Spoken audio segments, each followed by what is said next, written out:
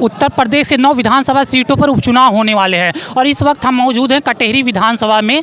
अभी कुछ समय पहले उत्तर प्रदेश के उप मुख्यमंत्री ब्रजेश पाठक जिसका नामांकन जनसभा था, तो यहाँ पर उनके समर्थक और कार्यकर्ता मौजूद हैं। हम इनसे सवाल जवाब करेंगे, पूछेंगे कि क्या 30 साल का बीजेपी का वनवास खत्म होगा?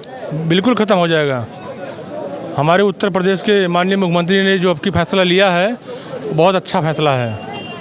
माननीय धर्मराज निषाद काफ़ी लाखों वोटों से विजयी बन के कटेहरी विधानसभा से विधायक बनेंगे। इसके पहले 15 साल विधायक रह चुके हैं। धर्मराज निषाद ज़मीनी नेता हैं, हर वर्गों में उनका वोट है और ऐसे नेता कटेहरी विधानसभा को सौभाग्यपूर्ण से अब की मिला है। अच्छा, 9 विधानसभा सीटों पर उपचुनाव होने वाले हैं, तो कितने सीटों पर आपकी पार्टी परचम लहराएगी? हमारी पार्टी 9 पे 9 लहराएगी। अच्छा, हाँ, ये हमारे माननीय मुख्यमंत्री जी का दावा है कि हमारी पार्टी 9 सीट जीतकर विधान परिषद जाएगी। अच्छा, विपक्ष भी तो कह रहा है कि 9 सीटें ले जाएंगे। विपक्ष तो हवा में बोल रहा है। अच्छा। विपक्ष का कोई जनाधार नहीं है। आप इस उपचुनाव में किसकी तरफ जाएंगे?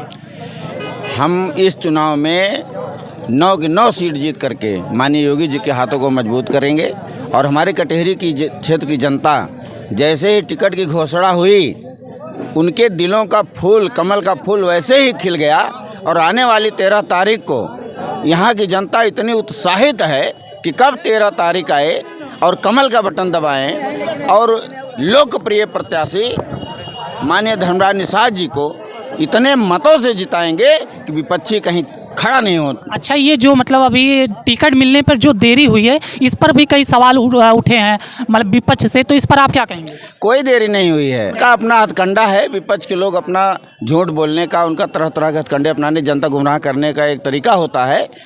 हमारी बहुत बड़ी पार्टी है, तमाम लोगों से राय मशवरा और सबके सलाह से टिकट का घोषणा हुआ है और विपक्ष पहले ही उनके पास कोई ऐसा है ही नहीं मुद्दा, इसलिए चाहे एक ही परिवार की पार्टी है, किसी से लेना देना तो है नहीं, इसलिए एक ही परिवार का वर्चस्व से उनको टिकट उन्होंने दे दिया। लेकिन भारतीय जनता पार्टी एक परिवार की पार्टी नहीं है, यहाँ सबको साथ लेकर के चलना पड़ता है, इसलिए टिकट कहीं देरी नहीं हुई है। 23 तारीख को घोषणा हुआ, 24 तारीख को और 25 को नामांकन हो गया। आपका शुभ नाम? राम सागर प्रजापति, बूथ अध्यक्ष, विधानसभा कटेहरी। तो क्या 30 साल का बीजेपी का वनवास खत्म होगा? वनवास तो खत्म ही हो क्यों नहीं होगा, हो गए, हाँ खत्म हो गया, होगा भी। अच्छा, तो ये मतलब जो टिकट में देरी हुई है, इस पर भी विपक्ष कई सवाल उठाए हैं, तो इस पर आप क्या कहेंगे? हम ये कहेंगे ना, जो देरी हुई इसीलिए हुई जहिया ये भारतीय जनता पार्टी के नेता इधर उधर भटकने ना पाए। जिस दिन नामांकन हो उसी दिन टिकट मिले और तुरंत नामांकन हो जाए। उसका मतलब ये है कि कोई विपक्षी जो है और दमदार आदमी न खड़ा कर पावे, इसका कारण ये है, इसीलिए वो कल जो है क्लियर किए हैं। अच्छा, हाँ, यही कारण है। आपका शुभ नाम? हनुमान जी तिवारी। तो 9 सीटों पर कितने सीटों पर बीजेपी परचम लहराएगा? 9 पे 9। अच्छा, 9 पे 9। 9। अब विपक्ष भी तो कह रहा है कि 9 पे 9 हम परचम लहराएंगे। वो तो सब उसकी घोषणा है, बाकी कुछ नहीं। अच्छा, अभी 2-3 दिन पहले शिवपाल सिंह यादव का जनसभा था, नामांकन जनसभा, तो वो भी कह रहे थे अगर कटेहरी से हम जीते तो हम कटेहरी को गोद ले लेंगे, और आज उप मुख्यमंत्री भी कह रहे हैं कि हम गोद ले लेंगे। तो किसके गोद में दम है? गोद में मुख्यमंत्री के दम है। अभी तो संसद थे तब भी नहीं गोद लिए, तो अब क्या लेंगे? अच्छा, ये काफ़ी माहौल था लोकसभा जो हारी, राम मंदिर का मतलब काफ़ी अच्छा माहौल था अयोध्या में, तो क्यों हारी, क्या वजह थी ऐसी? उसका वजह यही था कि वो संविधान और खटाखट में सब चले गए। नहीं समझे, उसका अयोध्या में हारने का ये कारण रहा कि शाम को तो नोटिस दी गई अयोध्या वासियों को सड़क के किनारे, और सवेरे 20,000 रुपये दे करके बुलडोजर चला दिया तुरंत का तुरंत, इसलिए बीजेपी हार गई। आप क्या कहेंगे?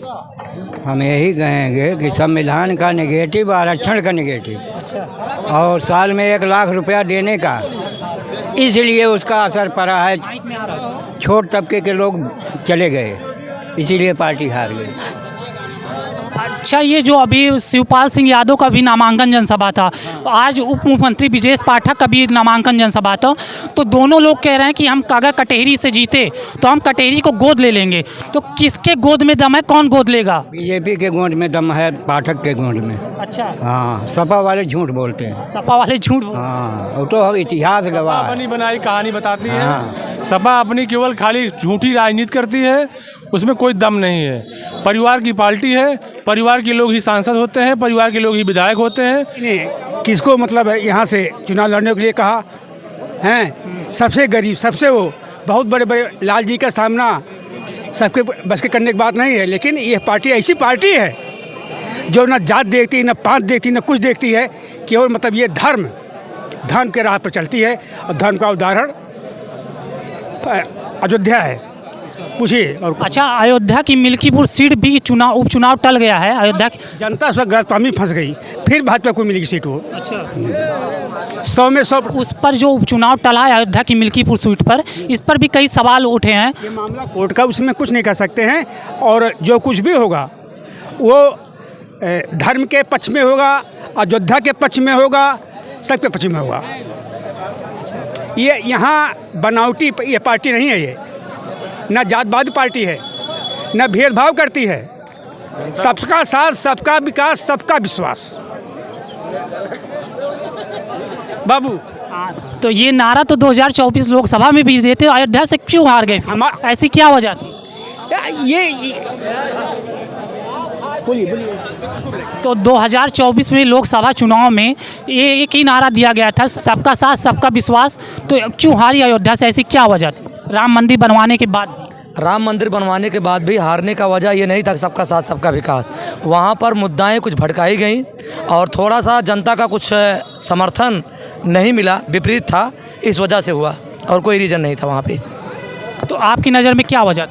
हमारे नज़र में भाई साहब ये था, पहली बात तो मैं आपके चैनल के माध्यम से आप लोगों का, यहाँ आई हुई जनता का बहुत बहुत आभार व्यक्त करता हूँ। अयोध्या विकास हमारा ये कि नहीं कि हम काहे हारे। हम दरअसल विपक्ष जो है इतना मजबूत षड्यंत्र रच के हम लोगों के खिलाफ भ्रामक प्रचार किया आरक्षण का लेके, और गुमराह करके और उसमें वो सफल हो गए। अच्छा, बीजेपी की तरफ से हमेशा प्रत्याशी मतलब कैंडिडेट को जो टिकट मिलता है इसमें देरी हो जाती है, इस पर भी कई सवाल उठते हैं, तो इस पर आप क्या कहेंगे? देरी होने का रीज़न ये है कि जो भारतीय जनता पार्टी है एक पार्टी है, बाकी जो भी पार्टियां हैं वो व्यक्ति विशेष का पार्टी है। उसमें एक लोग को निर्णय लेना होता है, वो निर्णय लेकर के तुरंत दे दिए।